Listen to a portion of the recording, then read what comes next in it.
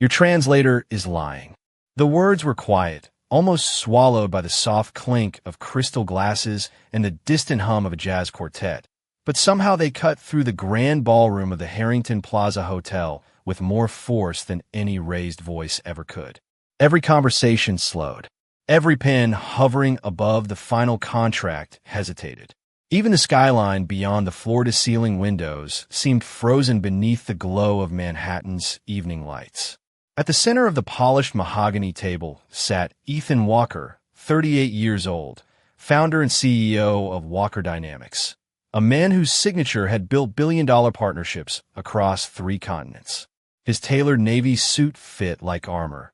His silver watch reflected the chandelier overhead, and his confidence had never once been questioned inside a boardroom.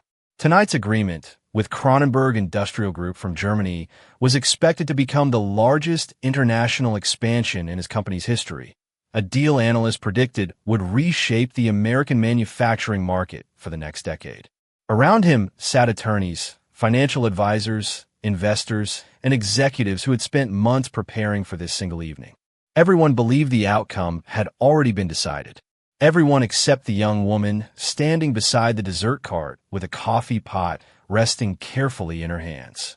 Naomi Brooks had worked evening shifts at the Harrington Plaza for almost 18 months. To the guests, she was invisible in the way service professionals often become inside rooms built for wealth and influence. She appeared only when someone needed another cup of coffee, a fresh napkin, or a polished wine glass. She moved quietly, smiled politely, and disappeared before anyone remembered her face. More than once that evening, guests had spoken as though she could neither hear nor understand the conversations unfolding around them.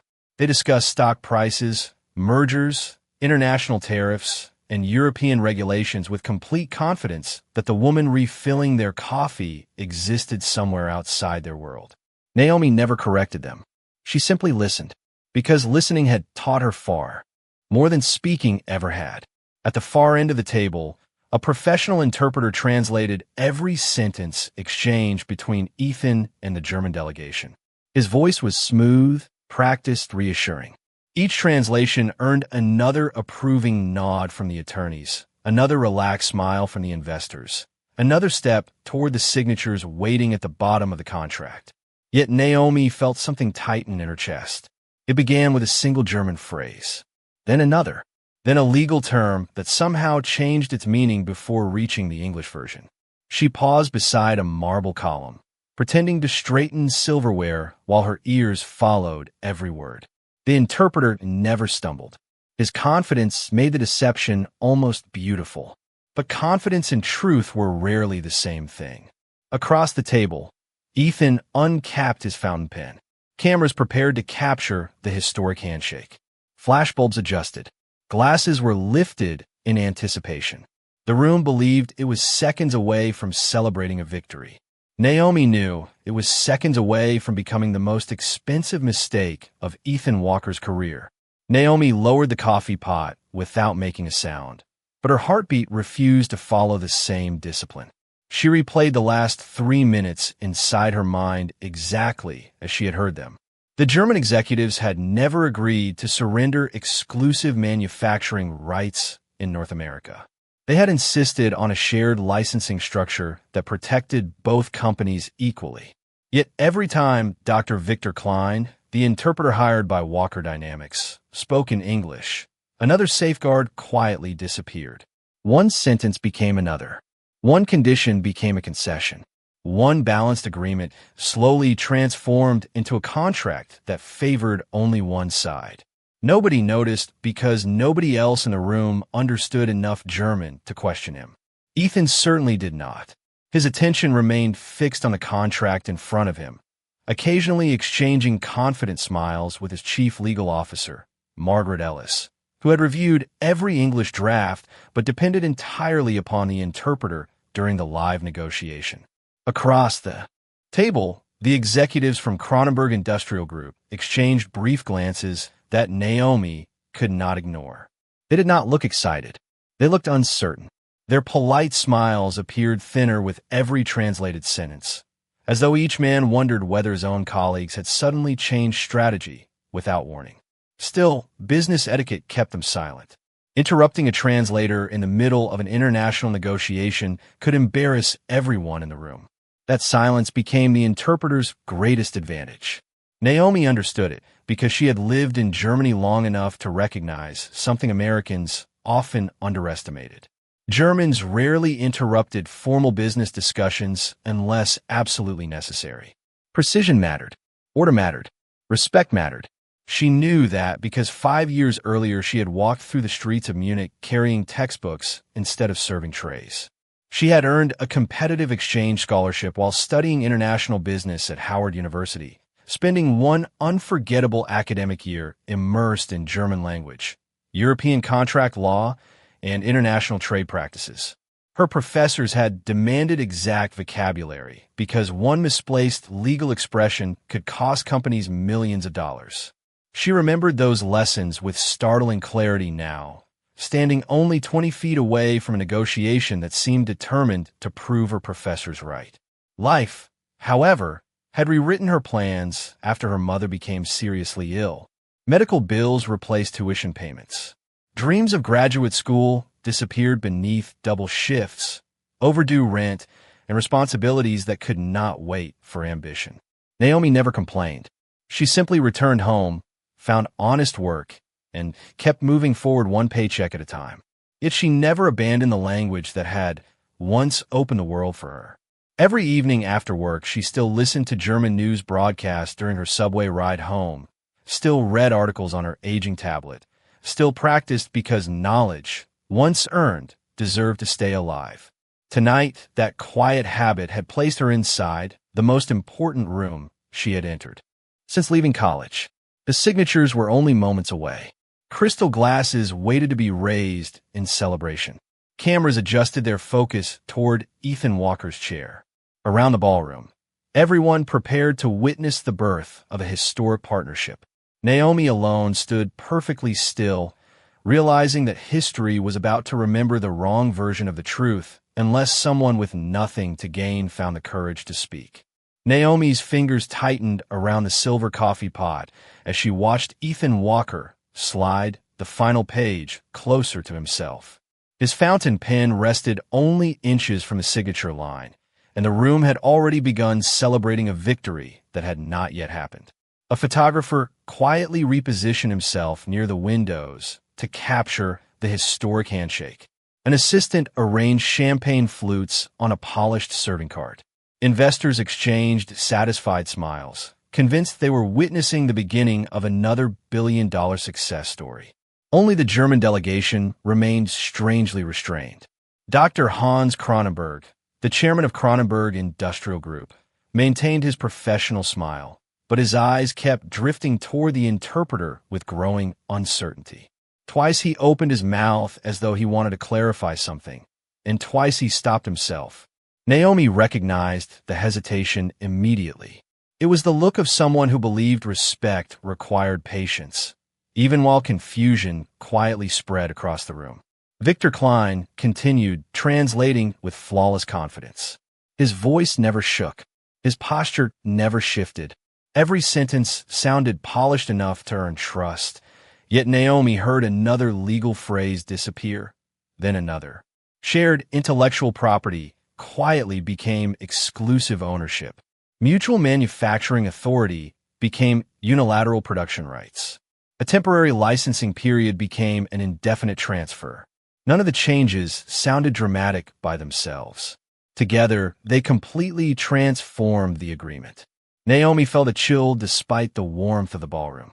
She looked around, hoping someone else had noticed the same pattern. Nobody had. The attorneys focused on printed English documents. The investors focused on future profits. The hotel staff focused on perfect service. Everyone heard the interpreter. Only Naomi understood the original conversation.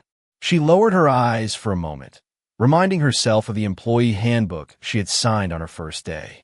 Staff members were never to interrupt private meetings, never approach guests without invitation, never interfere with negotiations under any circumstance. Breaking those rules could end her job before sunrise. For someone already working extra shifts to support her mother and younger brother, That risk was impossible to ignore. Yet another memory surfaced, stronger than fear. She remembered Professor Matthias Berger standing before a lecture hall in Munich, repeating the same lesson every Monday morning. He always said that the smallest mistranslation in an international contract could destroy years of trust because business was not built on paper alone. It was built on the belief that every word carried the same meaning for everyone in the room. Naomi had written those words in the margin of her notebook years ago. Tonight, they echoed inside her mind with painful clarity. Across the table, Ethan uncapped his pen and glanced toward Victor for one final confirmation. Victor answered with a calm nod that looked completely genuine. Margaret Ellis smiled with visible relief, already imagining tomorrow's headlines. The German executives exchanged another uneasy glance that lasted only a second before disappearing behind practiced diplomacy. Naomi realized there would not be another opportunity. Once the signatures touched the paper, the damage would no longer belong to a translator. It would belong to two companies, thousands of employees, and years of business relationships built upon a conversation that had never actually happened. She inhaled slowly, set the coffee pot onto the serving tray with careful hands, and took one quiet step away from the safety of the hotel staff line, knowing that the next few seconds would determine far more than her future at the Harrington Plaza Hotel. The silence lasted only a heartbeat before Naomi heard her own voice break the careful rhythm of the meeting. It was calm, respectful, and steady enough to surprise even herself. Every face turned toward the young waitress who had stepped away from the serving cart.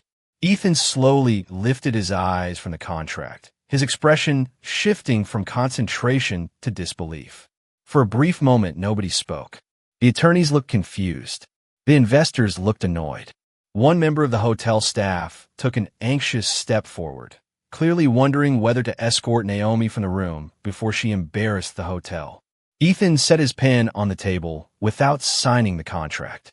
His voice remained controlled, but the edge beneath it was impossible to miss. He asked whether she understood that she was interrupting one of the most important negotiations of his career. Naomi nodded respectfully. She apologized for speaking out of turn, then explained that remaining silent would have been a greater mistake. Victor Klein laughed softly before anyone else could react.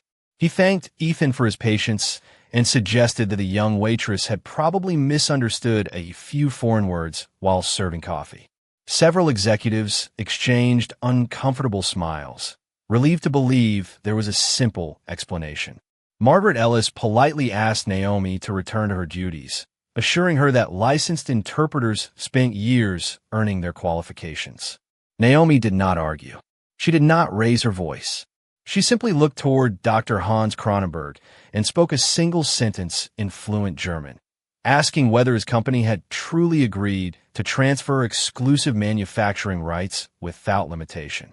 The room froze again. Dr. Kronenberg blinked in surprise before answering immediately in German. His reply came quickly, naturally, and with visible confusion.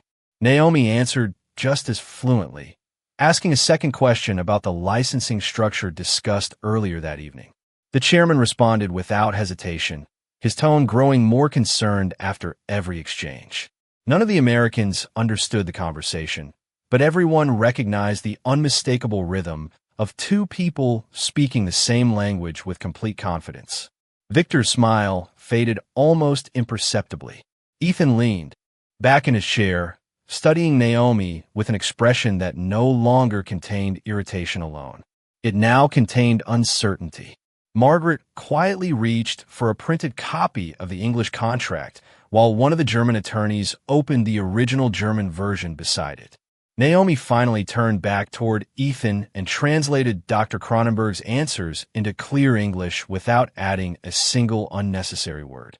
She explained that the German delegation had never approved an exclusive transfer of manufacturing rights and had repeatedly referred to a balanced partnership protecting both companies equally. Dr. Kronenberg immediately confirmed her translation in English himself, speaking with a noticeable German accent, but with absolute clarity.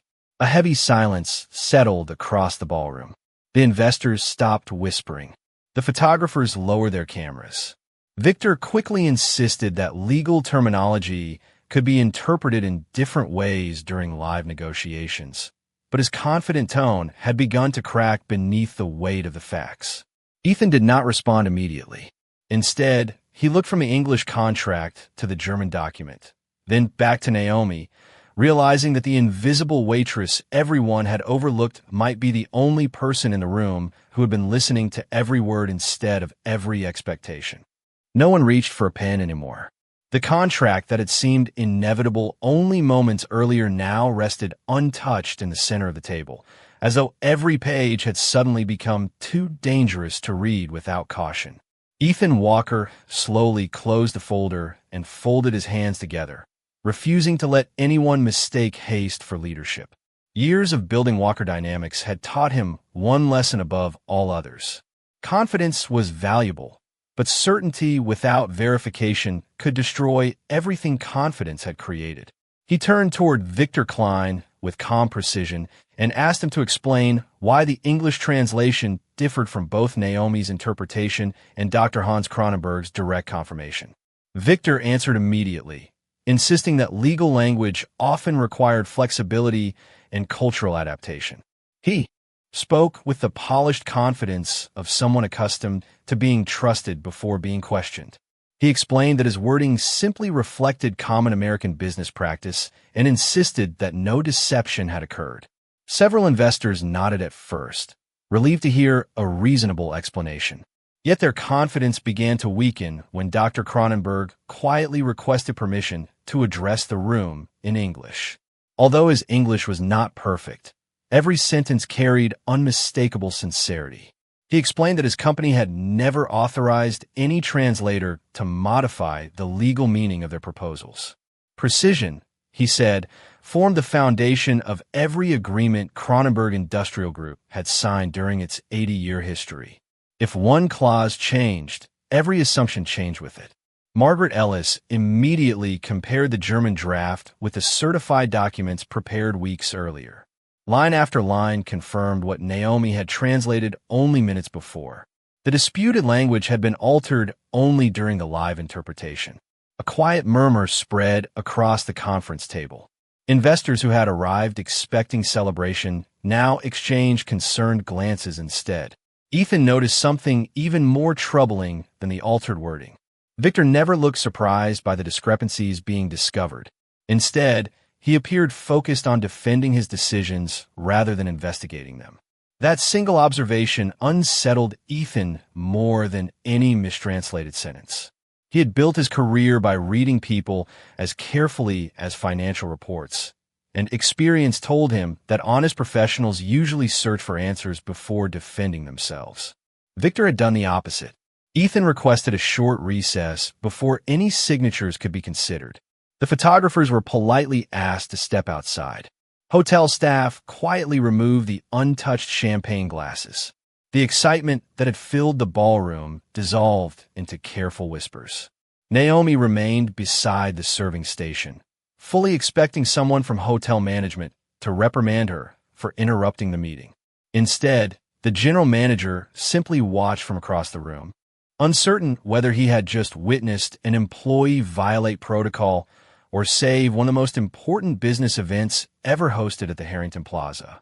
Ethan walked toward the windows overlooking the Manhattan skyline, saying nothing for nearly a minute. Finally, he turned back toward Naomi. His expression no longer reflected irritation or disbelief. It reflected curiosity. He asked one simple question that no one else in the room had thought to ask.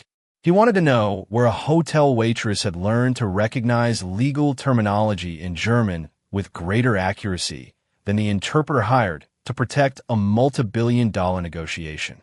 Every conversation in the ballroom stopped once again, because for the first time that evening, everyone realized they had been asking the wrong questions about the only person who had spoken the truth.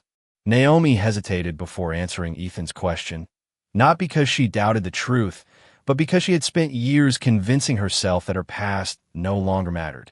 She quietly explained that before becoming a waitress, she had studied international business and completed an academic exchange program in Munich, where every lecture Every case study and every legal workshop had been conducted in German. She described long nights translating commercial agreements, learning that one misplaced word could reshape an entire negotiation. When family responsibilities forced her to leave school and return home, she packed away her textbooks but never abandoned the language. She continued reading German business journals on the subway after work, listening to European financial broadcasts during late evening walks, and practicing because knowledge only disappeared when people chose to neglect it. The ballroom remained silent as every person absorbed the unexpected story. Ethan realized that while his executives had evaluated resumes and titles, they had completely overlooked the possibility that extraordinary ability could exist beyond polished offices and executive nameplates.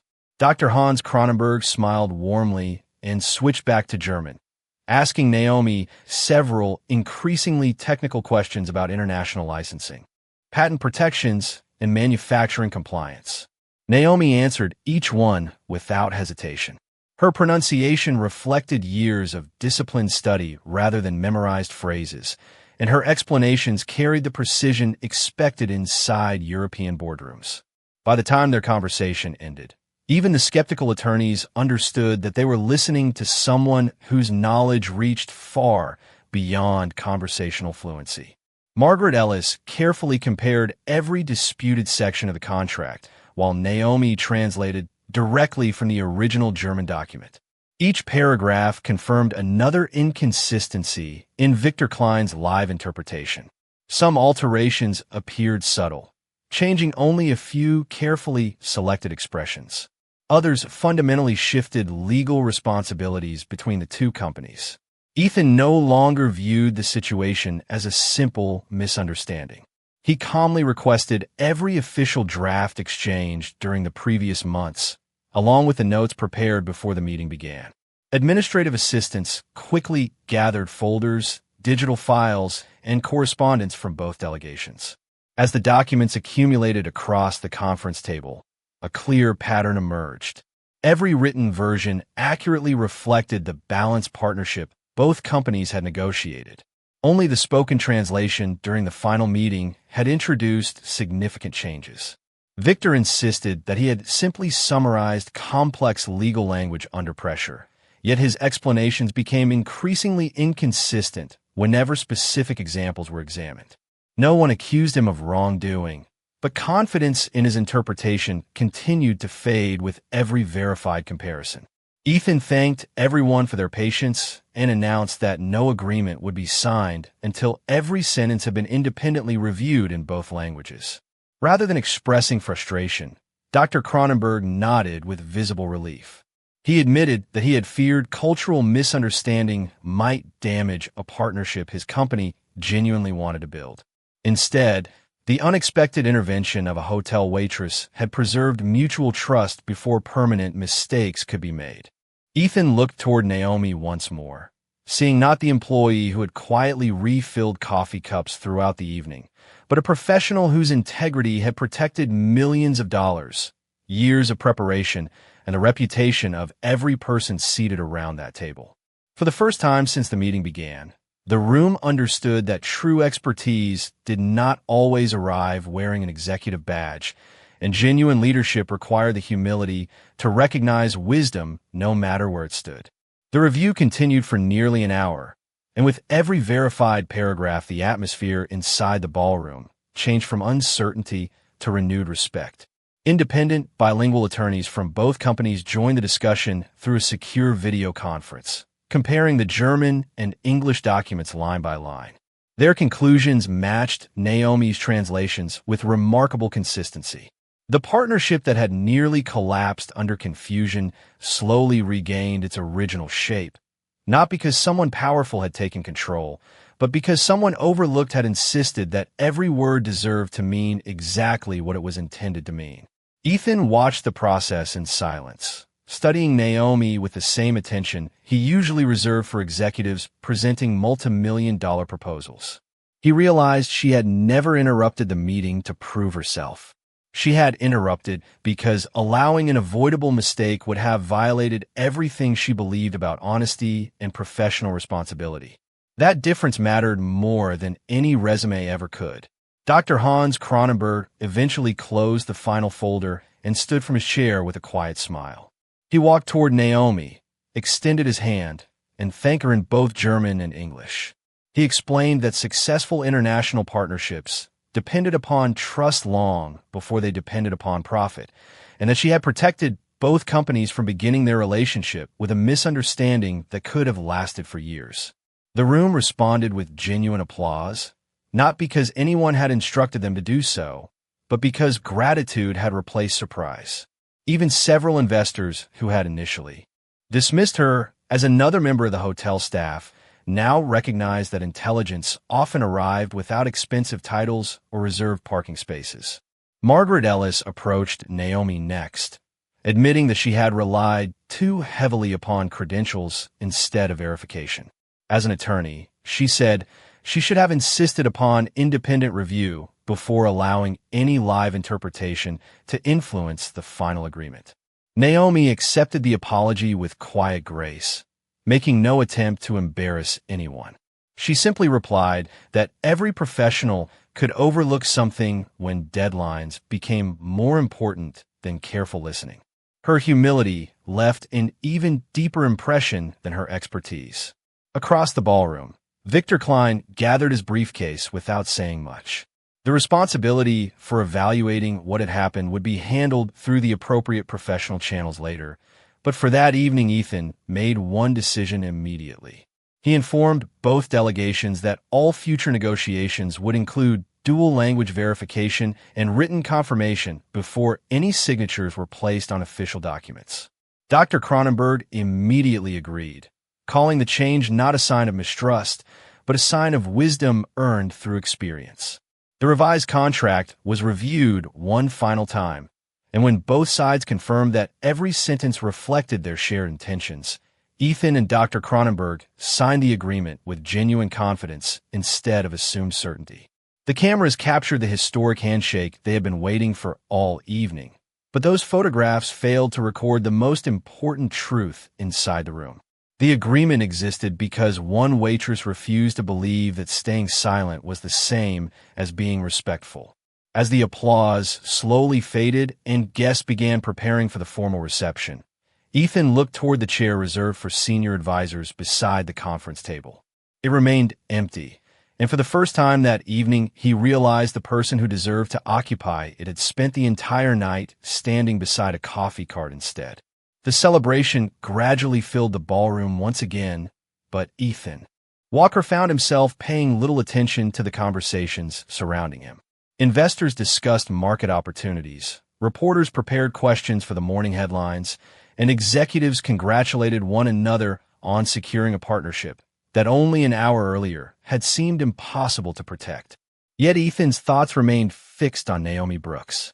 She had quietly returned to collecting empty coffee cups, as though nothing extraordinary had happened.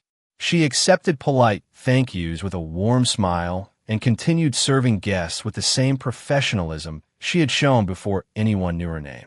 That quiet return to ordinary work affected Ethan more than any dramatic speech could have. He had spent years watching talented people compete for recognition, promotions, and influence. Naomi had asked for none of those things. She had simply done what she believed was right and then stepped back without expecting applause. Ethan walked across the ballroom until he reached the serving station where Naomi was arranging clean glasses. She looked up, surprised to see the chief executive standing beside her instead of entertaining investors. He thanked her personally, not with the distant politeness reserved for hotel staff, but with the sincerity one professional offers another. Then he did something that caused every nearby conversation to stop. He reached for one of the empty executive chairs surrounding the conference table, carried it across the polished floor, and placed it beside his own seat. Looking directly at Naomi, he said that the meeting was not truly finished because one voice that deserved to be heard had been standing instead of sitting all evening. He invited her to take the chair, explaining that anyone capable of protecting the integrity of an international agreement had earned the right to participate in the conversation rather than simply serve refreshments beside it. Naomi hesitated, glancing toward the hotel manager with understandable uncertainty. The manager smiled and gave a small nod of approval. Slowly, she accepted the invitation and sat down, not as a waitress breaking protocol, but as a respected participant whose knowledge had already proven its value. The symbolic gesture transformed the atmosphere inside the room more completely than any financial announcement. Nobody questioned her presence anymore. Instead, executives began asking thoughtful questions about cultural communication, multilingual negotiations, and the practical challenges businesses faced when operating across international markets. Naomi answered each question honestly, never pretending to know more than she did and never diminishing the expertise of others. Her balanced perspective impressed everyone present because it combined academic knowledge with humility born from real-life experience. Dr. Hans Kronenberg remarked that the strongest organizations were not those with the most impressive offices, but those willing to recognize wisdom regardless of where it appeared. Ethan quietly agreed. Before the evening ended, he handed Naomi his business card and invited her to visit Walker Dynamics the following week, not for a ceremonial photograph or public relations event, but for a genuine conversation about opportunities where her language skills, international business education, and sound judgment could contribute to the company's future. Naomi accepted the card with gratitude. Yet what stayed with her was not the possibility of a new career. It was the realization that for the first time since leaving college, someone had looked beyond her uniform and seen the person she had never stopped becoming. 1 week later, the glass headquarters of Walker Dynamics looked exactly as Naomi had imagined during countless subway rides past Manhattan skyline. Yet walking through its front entrance felt strangely familiar rather than intimidating. The receptionist greeted her by name before leading her to the executive conference floor, where Ethan Walker and several senior leaders were already waiting. There were no television cameras, no reporters, and no ceremonial presentation. Ethan had intentionally kept the meeting private because he wanted recognition to come through substance rather than publicity. He began by thanking Naomi once more, explaining that the contract with Kronenberg Industrial Group had officially been finalized after independent bilingual verification confirmed every detail. Both companies had agreed to adopt a new international review process that required dual language validation before any future agreement could be signed. Ethan admitted that the policy existed because one woman with no executive title had reminded everyone that trust was never built upon assumptions. He then offered Naomi a position within Walker Dynamics as an international communications and business development specialist, complete with support to finish the degree she had been forced to leave behind years earlier. For a long moment, Naomi said nothing. She looked through the conference room windows toward the city below and thought about the nights she had worked double shifts, the textbooks she could not afford, and the dream she had quietly carried without expecting anyone else to notice. When she finally answered, she accepted the opportunity with gratitude, but only after making one request. She asked Ethan to consider creating internship opportunities for hard-working students whose education had been interrupted by family responsibilities or financial hardship, because she knew there were countless talented people whose abilities remained hidden simply because life had demanded sacrifices before they could finish their journey. Ethan smiled and agreed without hesitation, recognizing that her first instinct was still to open doors for others instead of seeking personal reward. Months later, the partnership with Kronenberg Industrial Group became one of the most successful international collaborations in Walker Dynamics history, not only because it generated new business, but because it strengthened a culture of listening, verification, and mutual respect across every department. Naomi completed her degree while helping lead multilingual negotiations throughout Europe, and she earned admiration not by proving others wrong, but by helping everyone communicate more honestly. Employees often repeated the story of the waitress who had protected a company simply by refusing to ignore the truth. Yet Naomi always reminded them that the evening had never been about her. It had been about choosing integrity over convenience when no one expected her to speak. Ethan never forgot that lesson either. Whenever new executives joined Walker Dynamics, he told them that leadership began the moment a person became willing to learn from someone with less authority but greater insight. Because experience had taught him that wisdom did not always arrive wearing an expensive suit, and character could never be measured by a job title. In the end, the most valuable translation inside that ballroom was never from German into English. It was the translation of respect into action, of humility into leadership, and of unseen potential into undeniable opportunity. Money had nearly closed the deal, but integrity was what truly made the partnership possible, proving that the quietest voice in the room is sometimes the one carrying the truth everyone else needs to hear.